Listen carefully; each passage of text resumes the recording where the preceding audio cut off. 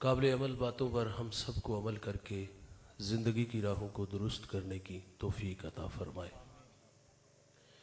इरशाद बारी ताला है, महबूब अगर आपका दिल सख्त और मिजाज तुंद होता तो ये लोग आपके गिर्द कभी भी ना बैठते। जब ग़ज़वा खैबर हुआ तो कुछ लोग पलट गए, दोबारा हुजूर की खिदमत में हाजिर होते हैं तो आप सल्लल्लाहु अलैहि वसल्लम उफ़्वो दरगुज़र से काम लेते हैं। हाज़रीन मजलिस, दीन मोहब्बत से फैला है, दीन हुस्ने अखलाक से फैला है। एक हिंदू शायर कहता है, ये लड़ते कबाइल को किसने बताया, मोहब्बत नहीं है तो कुछ भी नहीं है। कायनात की चमक, कायनात की रौनक, ये सब मोहब्बत के दम कदम से है। करीम आका सल्लल्लाहु अलैहि वसल्लम फरमाते हैं, तुम में अच्छा वो है जिसका अखलाक अच्छा है, और वो अच्छा नहीं है जिसका अखलाक अच्छा नहीं है। बारगाह रिसालत मआब सल्लल्लाहु अलैहि वसल्लम में एक खातून का तज़किरा किया गया कि बंदा नवाज सौम व सलात की पाबंद है, लेकिन उसकी ज़ुबान के फितनों से हमसाया महफूज नहीं। तो फरमाया जहन्नमी है। मेरे नबी फरमाते, घर खरीदने से पहले हमसाया और सफ़र करने से पहले हम सफ़र देख लिया करो। हमसाया अच्छा ना मिले तो ज़िंदगी अजाब हो जाती है, और आप उन लोगों से पूछ के देख लें जो इस अजाब में मुब्तला हैं। हमसाया सिर्फ इतना कह देना कि डेक की आवाज़ थोड़ी सी हल्की कर लो तो इस बात से नाराज़ हो जाएगा कि गाना मेरे घर में चल रहा है, तुम्हें क्या तकलीफ़, और फिर ज़िद में आके उबाश लड़कों को मकान की छत पे ले चढ़ेगा और उस शरीफ आदमी की बेटियों को छेड़ेगा, आवाज़ें कसेगा, कभी उसके दरवाजे के सामने गंदगी फेंक जाएगा, रोड़े अटकाएगा। तो इसलिए फरमाया कि घर खरीदने से पहले हमसाया और सफ़र करने से पहले हम सफ़र देख लिया करो। हमसाया दीवार का है या सरहद का, ये अच्छा नहीं तो ज़िंदगी अजाब है, और अगर किसी को अच्छा हमसाया मुयस्सर आ जाए तो ये बहुत बड़ी दौलत है। अबू हमज़ा एक बहुत बड़े मुहद्दिस गुजरे हैं, उनके बारे में मशहूर था, लोग कहते थे ये नशा बेचते हैं। वो कोई मनशियात का काम नहीं करते थे, बल्कि जब वो हदीस रसूल बयान करते तो लोगों पे नशा तारी हो जाता था। अबू हमज़ा का हमसाया, उसको बामरे मजबूरी मकान फरोख्त करना पड़ गया, और उसने बाहर लिख के लगा दिया कि 2000 दिरहम मेरे मकान की कीमत और 2000 दिरहम अबू हमज़ा की हमसायगी का लूंगा। तो लोगों की एक लंबी लाइन लग गई 4000 दिनार देने के लिए। और जब अबू हमज़ा को पता चला कि मेरा हमसाया, मेरा गवांडी मकान बेच के यहां से जा रहा है, तो आपने खादिम को 4000 दिनार दिए, फरमाया जल्दी जाओ और ये मेरे हमसाये को दे आओ, और उसे कहना कि ये वैसे ही रख लो लेकिन मुझे छोड़ के ना जाना।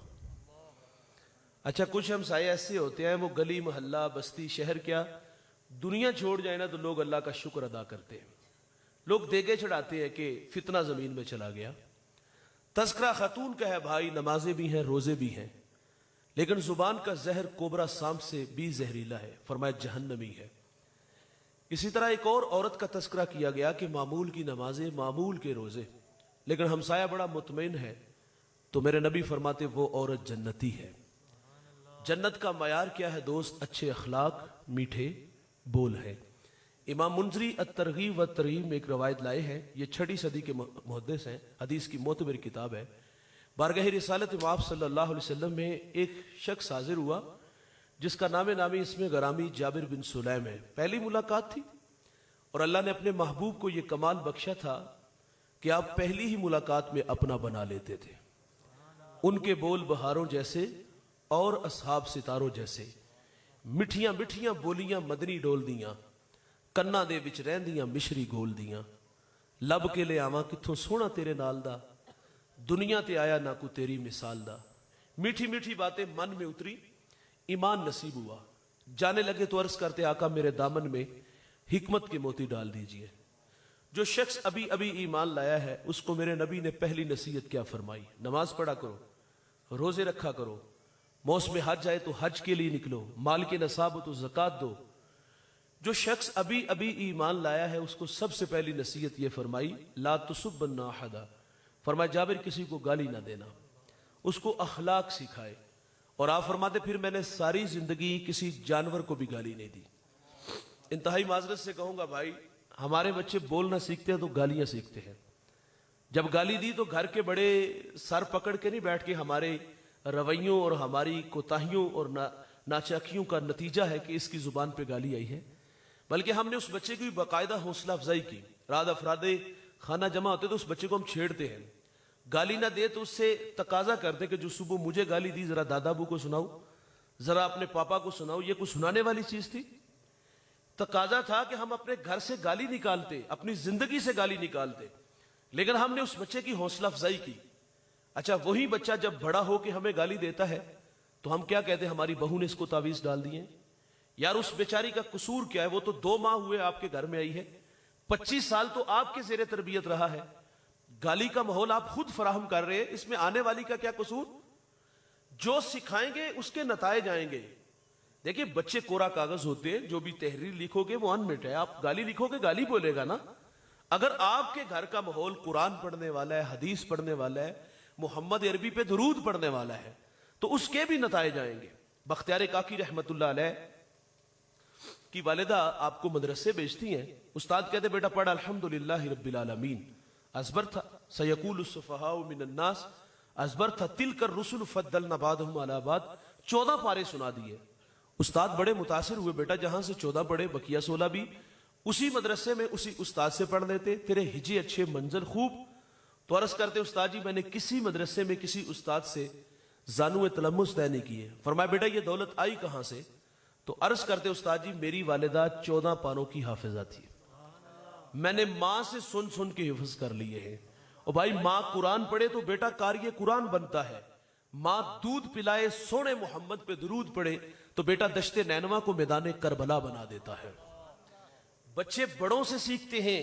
کلاس روم میں ٹیچر بچوں سے سوال کرتا ہے بچوں بڑے ہو کر کیا بنو گے؟ دیکھیے والدین جب بچوں کو خواب دکھاتے ہیں نا کہ ہماری آرزو ہے کہ ہمارا بیٹا عالم بنے، صوفی بنے، ہمارا بیٹا بہت بڑا ڈاکٹر بنے، انجینئر بنے، یہ آرزو ہوتی ہے. اور پھر بچے ان خوابوں کی تکمیل کے لیے دوڑ لگاتے ہیں. نالائق تو سائڈ پہ ہو گئے، لیکن جو خواب دیکھ کر کے خوابوں کے پیچھے دوڑتے ہیں انہیں منزل بھی ملتی ہے. تو ٹیچر نے سوال کر دیا کہ بچوں بڑے ہو کر کیا بنو گے؟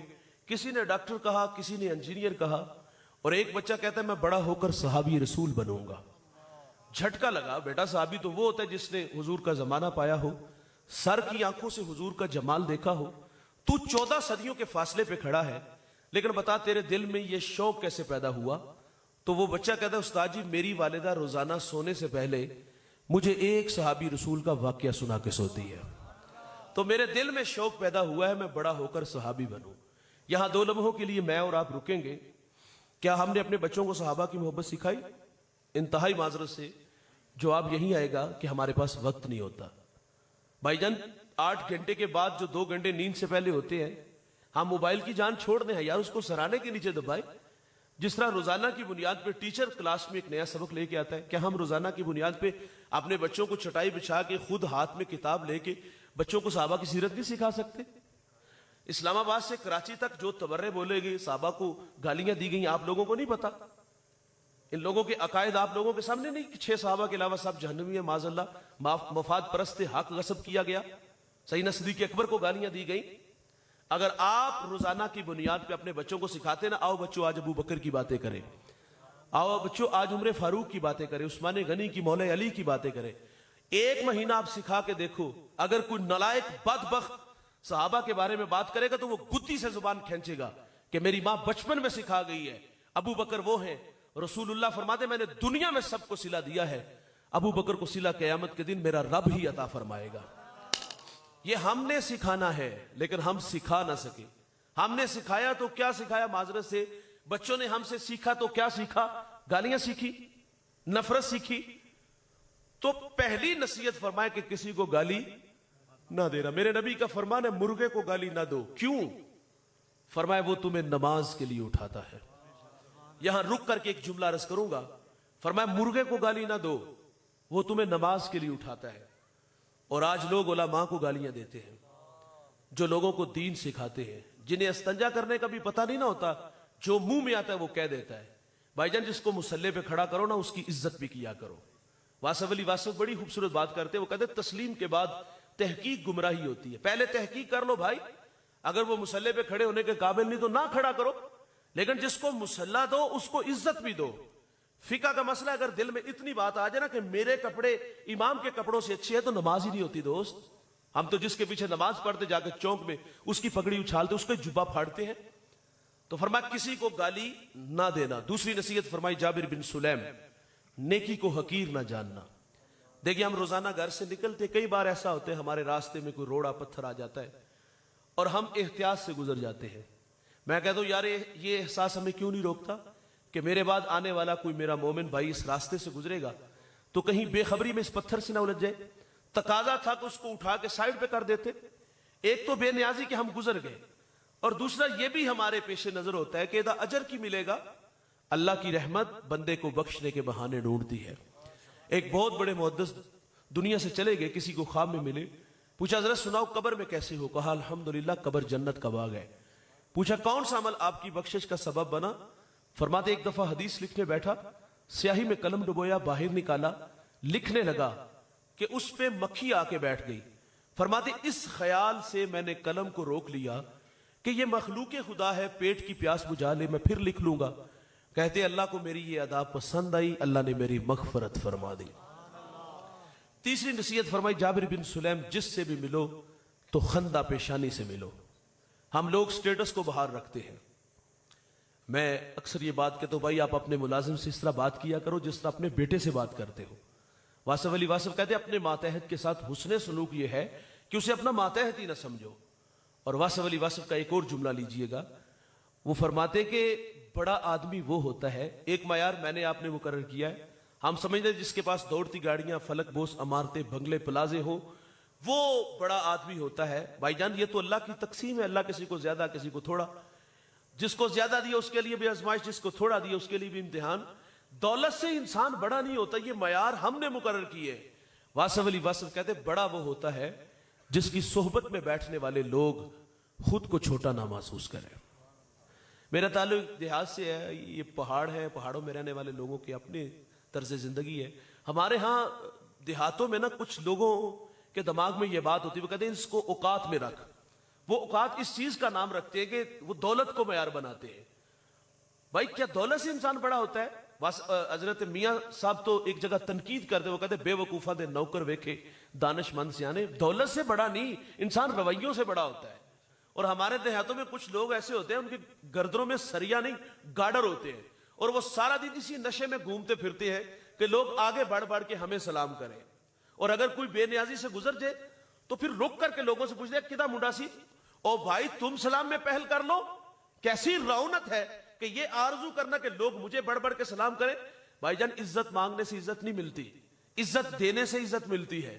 میرے ٹیچر کہتے ہیں مٹی جے نہ مٹی تے رہی مٹی, مٹی مٹی تے راہ نجات بن گئی, ہستی ہیٹ رہ گئی یاد باقی, پیار کسے دا در سوگات بن گئی. بھائی عزت مانگنے سے نہیں ملے گی, عزت دینے سے عزت ملے گی. دسترخوان پہ ایک بہت بڑا مذہبی اسکالر بیٹھ کے کھانا کھا رہا تھا, تو باہر ایک جاروب جھاڑو دے رہے, انہوں نے ہاتھ کے اشارے سے کہا بیٹا کھانا کھا لو. نظر اٹھائی, کانوں کا دھوکا لگا. غریبوں کو کون منہ لگاتا ہے یار؟ غریب بھائی ہو تو بھائی منہ نہیں لگاتا, غریب بہن ہو تو بھائی منہ نہیں لگاتا. غریب بہن تو بھائی سے رشتہ لینے آ جائے تو بھائی کے تیور دیکھنے والے ہوتے. تجھے جرت کیسے ہوئی؟ تو اپنی اوقات تو دیکھ. تو میری بیٹی کو 2 وقت کا کھانا نہیں دے سکتی, رازق ہم ہیں یار. بہنیں ولی بنا دیتی ہیں, بہنیں ماں کا روپ ہوتی ہیں, بہنوں کے ہاتھ بھائیوں کے لیے ہر وقت اٹھے رہتے ہیں. لیکن یہ رویے ہیں نا کہ غریب بہن بھائی ہو تو بھائی بھی منہ نہیں لگاتا. وہ جاروب جھاڑو دے رہے, انہوں نے آواز دی, کانوں کا دھوکا لگا کہ کون غریبوں کو منہ لگاتا ہے. لیکن دوبارہ پھر آواز آئی, پتر کھانا کھا لے. ششدر ہو کے کہتا ہے حضرت مجھے کہہ رہے ہو؟ کہا ہاں بیٹے آپ سے کہہ رہا ہوں کھانا کھا لو.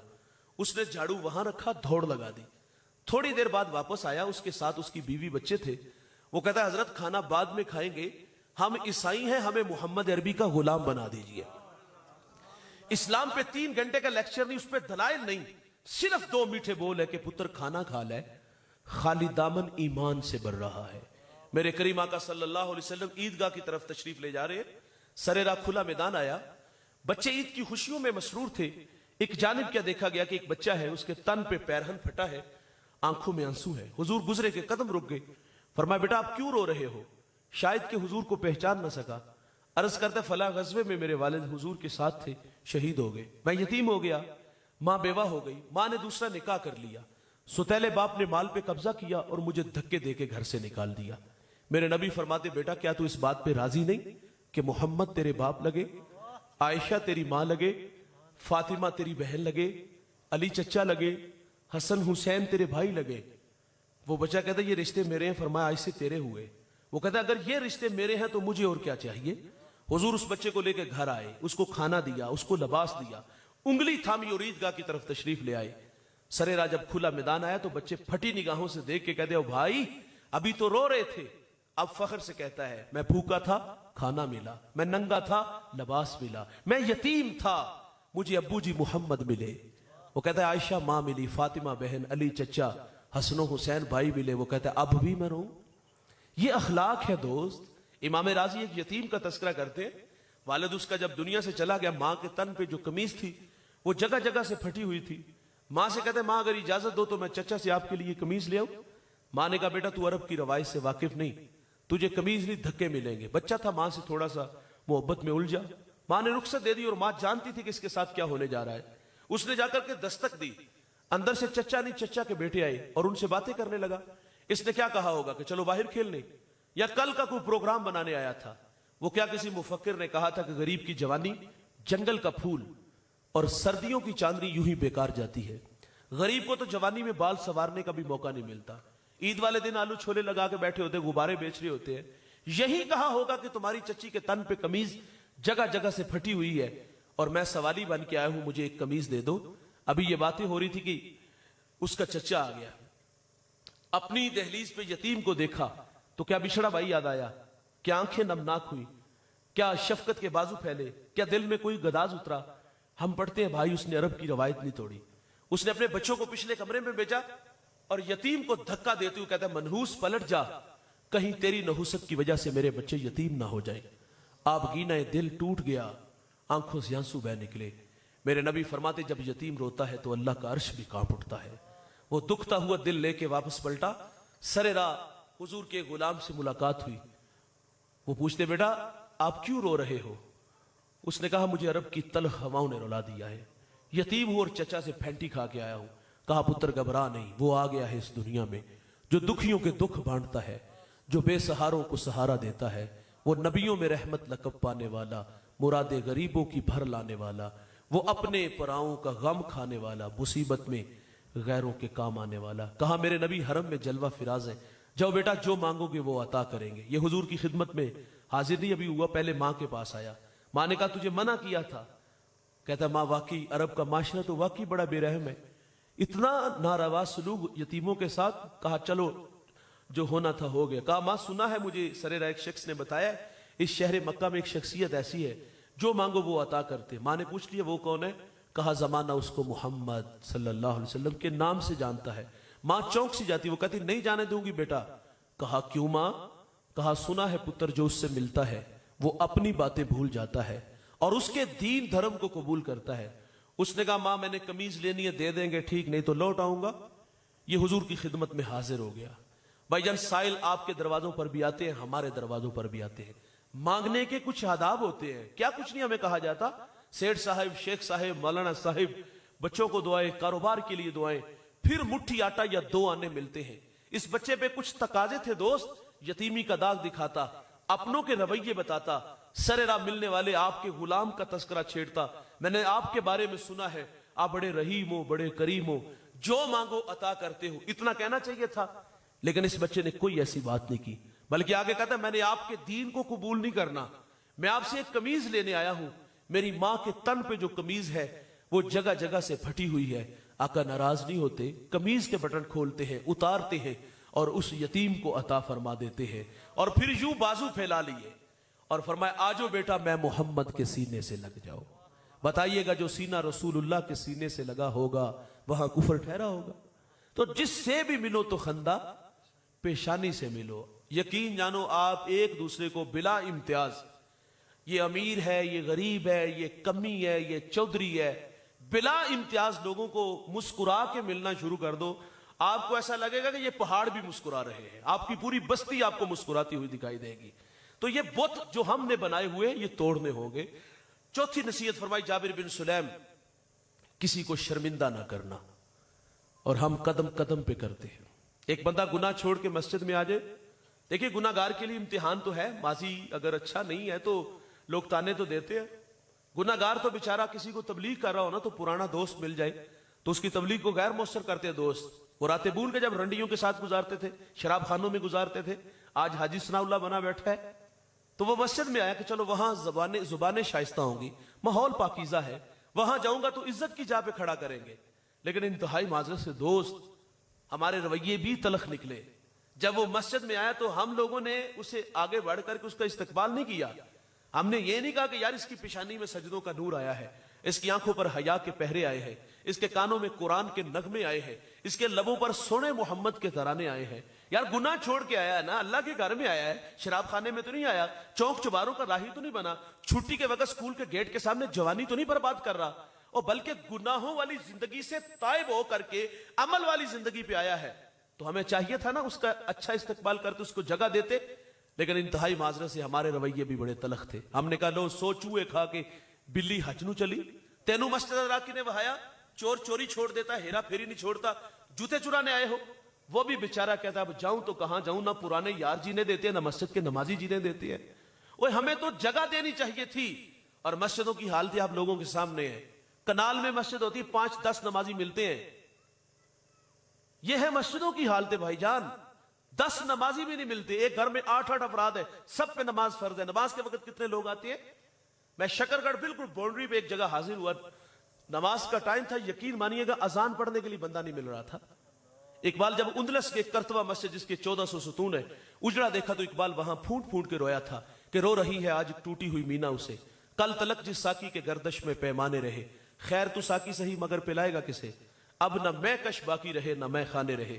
اقبال کہتے ہیں وائز قوم کی وہ پختہ خیالی نہ رہی، بر کے تباہی نہ رہی، شعلہ میں کالی نہ رہی، رہ گئی رسم ازاں روح بلالی نہ رہی، فلسفہ رہ گیا تلقین غزالی نہ رہی، مسجد مرثیہ ہاں کے نمازی نہ رہے، یعنی صاحب اوصاف وہ حجازی نہ رہے. اللہ کے گھر تو ویران ہے یار، اجڑے ہوئے ہیں. اگر گناہ چھوڑ کے کوئی آیا ہے تو بھائی اس کو عزت دو، اس کی عزت کرو، اس کو تکریم سے پیش آؤ. لیکن ہم نے بھی ذلیل کر کے مسجد سے نکال دیا. یہ ہے مسجد کے رویے، یہ ہے چوک چباروں کے رویے. آپ نے کبھی گھروں کے رویے دیکھے کتنے تلخ ہے؟ اور بالخصوص یہ جو سسرال کا معاشرہ ہے یہ تو انتہائی ظالم معاشرہ ہے. آپ کبھی ان کو دیکھیے گا کہ کتنے تلخ رویے ہیں. ہم نے ان رویوں کو پڑھا ہے، ہمارے پاس لوگ یہ رویے لے کے آتے ہیں. یار بہو سے چینی کا کپ ٹوٹ جائے نا، اس کی اوقات کیا ہے؟ چینی کا کاپی ہے نا یار. تو رویے دیکھنے والے ہوتے، گھر سے لائی ہوتی تو تجھے قدر ہوتی، جو ماں نے دیے ہیں وہ استعمال کر. اور اگر کسی بات پہ جھگڑا ہو جائے تو ہم کہتے ہیں بلاؤ دے پچھلے انو. بوڑھے ماں باپ سامنے بیٹھے ہیں اور داماد کا رویہ دیکھنے والا ہوتا ہے. بوڑھی ماں چادر اور بوڑھا باپ پگڑی رکھ دیتا ہے، اور داماد صاحب کو شرم بھی نہیں آ رہی. وہ کہتا ہے یہ آخری بار ہے، آئندہ ہوا تو اس کو اپنے گھر میں رکھنا. میرے نبی فرماتے تمہارے 3 باپ ہیں، ایک جس نے جنم دیا، ایک جس نے تعلیم دی، اور تیسرا وہ جس نے تمہیں اپنی بیٹی دی. سسر بھی باپ ہوتا ہے دوست. رونق برے لہجے کہ یہ آخری بار ہے، آئندہ ہوا تو اس کو اپنے گھر میں رکھنا. اور پھر وہ بیٹی کے آگے بھی ہاتھ جوڑتے ہیں، بیٹا سرخ جوڑا پہن کے آئی تھی، سفید پہن کے قبروں میں چلے جانا.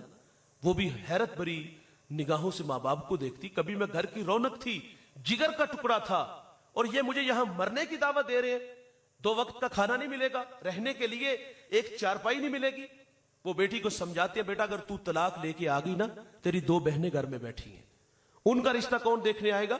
اور پھر ساری زندگی مارے بھی کھاتی ہے، دکھ بھی سہتی ہے.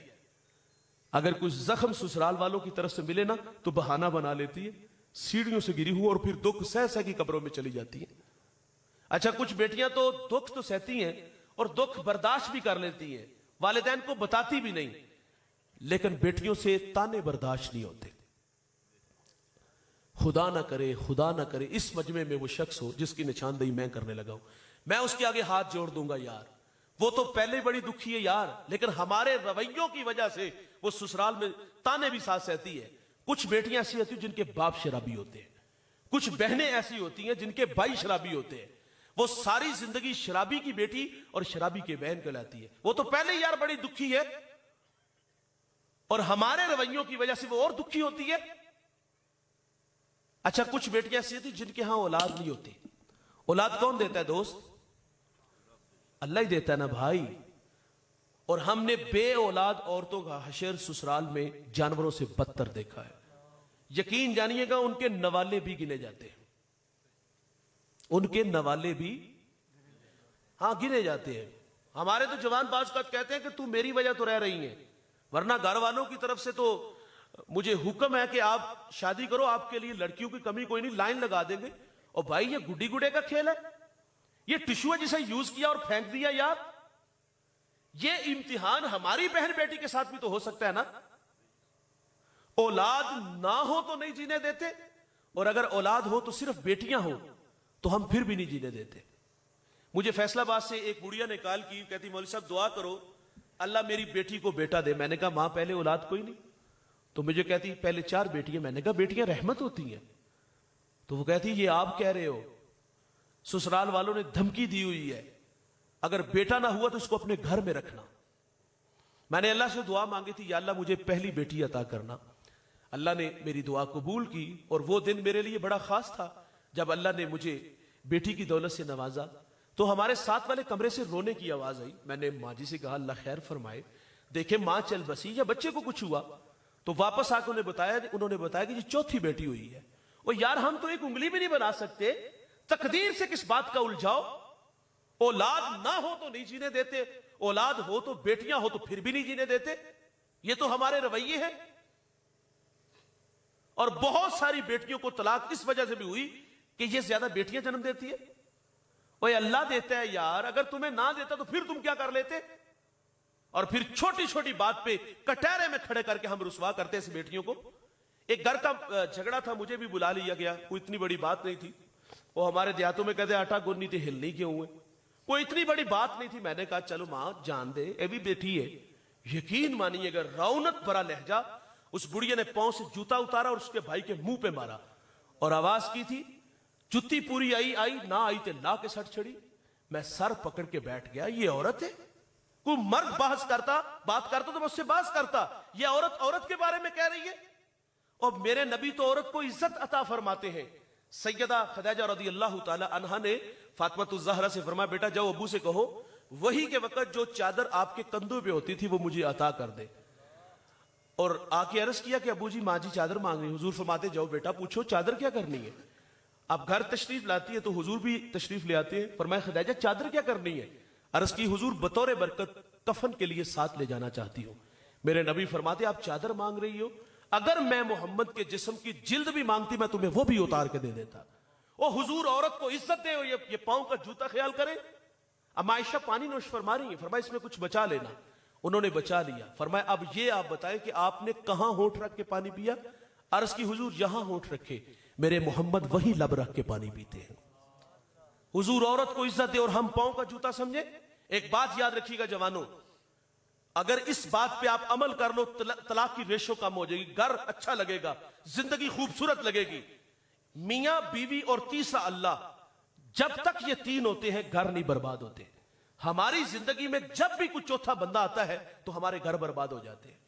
مجھے ایک صاحب کہتے ہیں جی میرا فیصلہ میرے بہنوئی کریں گے اور بڑی ہمشیرہ کریں گے. میں نے کہا بہنوئی بھی عزت کی جا پہ ہے. اچھا کچھ گھروں میں یہ جو بہنوئی ہوتی ہے نا، بالخصوص یہ جو کھاتے پیتے بہنوئی ہوتے ہیں نا، ہمارے بڑے اختیارات بعض اوقات ان کے کندھوں پہ رکھ دیتے ہیں کہ بیٹا جی آپ فیصلہ کرو. وہ کون ہوتے ہیں یار؟ جب گھر کے بڑے موجود ہیں، اگر ان لوگوں کو ہم اختیار دیں گے تو رد عمل کے طور پہ جھگڑا ہوگا، دیواریں کھڑی ہوں گی. خیر کچھ گھروں میں ہے، ہر گھر میں نہیں ایسا. تو کہا میرا فیصلہ میرے بہنوئی اور ہمشیرہ کریں گی. میں نے کہا بھائی ناراض نہیں ہونا، آپ کے منہ میں دودھ کے دانت ہے. یار آپ فیڈر پیتے ہو، کیا ہم اپنا فیصلہ بھی خود نہیں کر سکتے؟ اور یار کمرے کی آواز ہم کیوں باہر نکالتے ہیں؟ میرے نبی فرماتے تمہیں عورت کی کچھ باتیں اچھی نہیں لگتی، کچھ اچھی ہے وہ دیکھ کے درگزر کر دو. لیکن ہم اتنے تلخ ہیں یار. چھوٹی سی بات ہوئی، موبائل نکالا اور سسر ساس کو کال کی میرے والی نیو انو اگے آ کے لے جا. اور ساری رات ہم تو خراٹے مارتے رہے، لمبی تان کے سو گئے. لیکن آپ کو کیا پتا کہ ان بوڑھوں کی ساری رات مسلح پہ کس طرح تڑپ تڑپ کے گزری کہ یا اللہ میری بیٹی کا گھر بچا لینا. یہ ہمارے رویے ہیں. فرمایا کسی کو شرمندہ نہ کرو. حکیم لقمان سے کسی نے پوچھا آپ نے لوگوں کا علاج کیا، شفا کیسے ملی؟ تو آپ فرماتے میرے پاس 2 پوڑیاں تھیں، آج کی اس نشست میں 2 پوڑیاں اپنے ساتھ لے کے جائیے گا، اور آپ فرماتے لوگوں کو بہت جلد فرق پڑتا ہے۔ کہا وہ کون کون سی؟ کہا ایک محبت اور دوسری عزت۔ کسی نے کہا فرق نہ پڑے، تو فرمایا مقدار بڑھا دیا کرو۔ ہمیں اچھا شوہر بننا چاہیے یار۔ میں نے طلحہ بن عبید اللہ کی زوجہ کا بیان پڑھا، یہ عشرہ مبشرہ میں سے ہے۔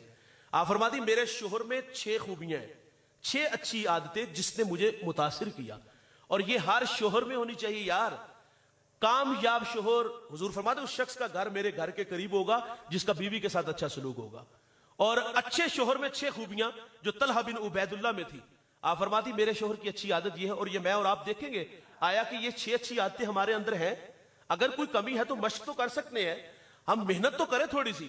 آپ فرماتی میرے شوہر کی اچھی عادت یہ ہے، جب یہ گھر آتے ہیں نا تو مسکراتے ہوئے آتے ہیں، جب یہ گھر سے جاتے ہیں تو مسکراتے ہوئے جاتے ہیں، آتے بھی مسکراتے جاتے بھی مسکراتے۔ معذرت سے اگر میری بات غلط نہ ہو، ہم آتے بھی گالیاں دیتے ہیں اور جاتے بھی گالیاں دیتے ہیں۔ باہر ہم گاہک سے ہنس ہنس کے بات کر رہے ہوتے ہیں، وہاں اخلاقی سارے تقاضے پورے کیے۔ ہاں وہاں جس سے 500,000 کا نفع ملا، وہاں اس کو بوتل بھی پلائی، اس کو کھانا بھی کھلایا، اس کا سامان اٹھا کے اس کی گاڑی تک بھی چھوڑنے آئے، وہاں ہم اتنے اچھے بنے۔ اور یار جو صبح سے شام تک ہماری خدمت کے لیے لگی ہوئی ہے، ہمارے بچوں کی دیکھ بھال، ہمارے بوڑھے ماں باپ کو سنبھال رہی ہے، ہماری بہنیں آتی ہیں تو ان کو کھانا پیش کرتی ہے، ہمارے لیے بستر ہے، ہمارے لیے کھانا ہے، ہمارے لیے تکریم ہے، جو صبح سے شام تک ہماری نکرانی بن کے ہماری نوکری کرتی ہے، تو گھر آ کے یار کیا ہمارے لبوں پہ تھوڑی سی تبسم، کوئی تھوڑی سی مسکراہٹ نہیں پھیل سکتی؟ گھر آتے ہی فرعونی لہجے، معذرت سے کہوں گا، گھر آتے ہی جناب جو نا وہ آنکھیں جو نا ماتھے پہ رکھ لیتے ہم۔ فرماتی میرے شوہر کی اچھی عادت، آتے بھی مسکراتے جاتے بھی مسکراتے۔ تیسری اچھی عادت فرماتی میرے شوہر کی یہ ہے کہ یہ خرچ دینے میں بخل نہیں کرتے، خرچ دینے میں بخل نہیں کرتے۔ اچھا کچھ فرما بردار بیٹے ہوتے، دیکھیے جس طرح بیٹے کا حق ہے نا، والدین بوڑھے ہو جائے تو اسائے پیری بنے، بڑھاپے کا سہارا بنے، ان کی ضروریات کی کفالت وہ کرے۔ جس طرح والدین کی خدمت بیٹے پہ ہے نا، اسی طرح شوہر کی خدمت بھی، شوہر بیوی کی خدمت بھی شوہر کے کندھوں پہ ہے۔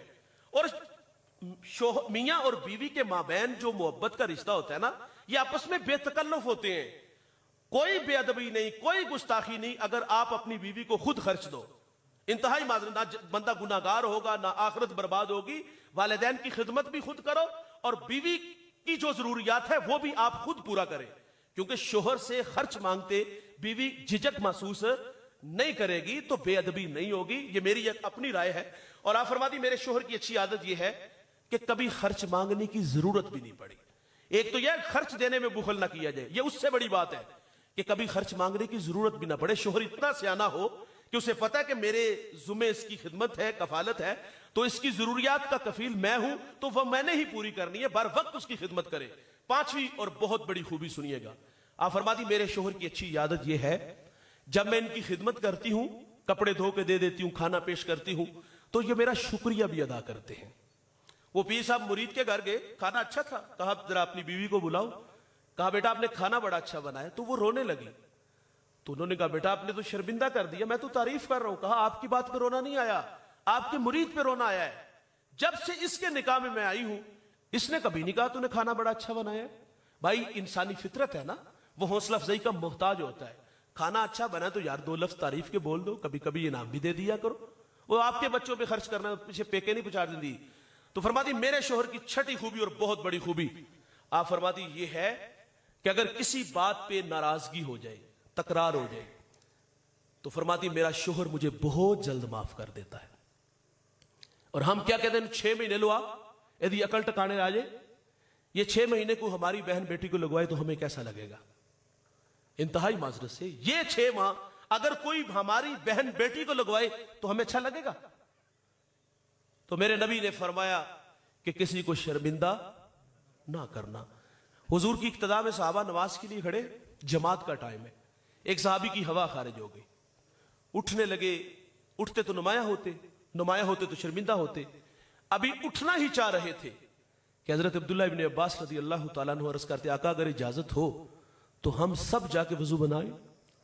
یار اب کیا خبر کہ کس کی ہوا خارج ہوئی ہے، شرمندہ ہی نہیں ہونے دیا، اور ہم ذلیل کر کے رکھ دیتے ہیں۔ سسرال کا ماحول ہو، مسجد کا ماحول ہو، بازار کا ماحول ہو، ہمیں موقع ملے تو ہم ذلیل کر کے رکھ دیتے. آخری بات گفتگو سمیٹ لیتا ہوں. حاتم اسم ایک بزرگ گزرے ہیں, اسم بہرے کو کہتے ہیں. وہ بہرے تھے نہیں لیکن اس نام سے انہوں نے شہرت پائی ہے. وجہ کیا تھی کہ آپ کی مجلس میں ایک بڑھیا آ کے بیٹھ گئی اور اس کے ساتھ یہ معاملہ ہو, اس کی ہوا خارج ہو گئی اور وہ شرمندہ ہوئی کہ میرے بارے میں یہ رائے کیا رکھیں گے. خیر جب اس کی باری آئی تو فرمایا ماں کیسے آئی ہو؟ کہتی حضرت میرا یہ مسئلہ ہے. آپ کان پہ ہاتھ رکھ کے فرماتے تھوڑا سا اونچا بولے. کہتی حضرت میرا یہ مسئلہ ہے. آپ پھر کان پہ ہاتھ رکھ کے فرماتے اور اونچا بولو. وہ بڑھیا جی ہی جی میں خوش ہو گئی کہ یہ تو کانوں سے بہرے ہیں, مجلس میں رسوا ہونے نہیں دیا. اچھا دوست, مجلس میں نہیں بلکہ وہ بڑھیا جب تک زندہ رہی آپ عارضی طور پر کانوں سے بہرے رہے, فقط اس لیے کہ اس ماں کو جب بھی پتا چلے گا کہ میں نے اس کی دلجوئی کے لیے ایسا کیا تھا تو یہ پھر شرمندہ ہوگی. اور ہمارا حال کیا ہے؟ ہمارے جب بارش برستی, ابھی یہاں بھی کیچڑ جمع ہو گیا, احتیاط سے گزرنا پڑتا ہے. کبھی آپ نے دیکھا جب کوئی گرتا ہے تو وہ سب سے پہلے دائیں بائیں دیکھتا ہے, بعد میں ملاحظہ کرتا ہے کہ چوٹ سر پہ لگی ہے یا پاؤں پہ لگی ہے. جو صاحب دیکھ رہے ہوتے وہ گرتے کو سہارا تو نہیں دیتے, دور سے جو آواز آتی وہ آپ بھی جانے اٹھ پاتے کسی نہیں دیکھا. ہم تو شرمندہ کر کے رکھ دیتے ہیں. کائنات کے معتبر لوگ وہ ہیں بھائی جن کے پاس اچھے رویے, اچھے اخلاق ہیں. آئیے میرے بھائی, میلاد کے اس موسم میں ہم حضور کے حسن اخلاق پہ سنی گئی گفتگو پہ خود بھی اور آگے اپنی نسلوں کو بھی عمل کی دعوت دیں. اللہ مجھے آپ کو عمل کے جذبوں سے مالا مال فرمائے. علماء تشریف لائے.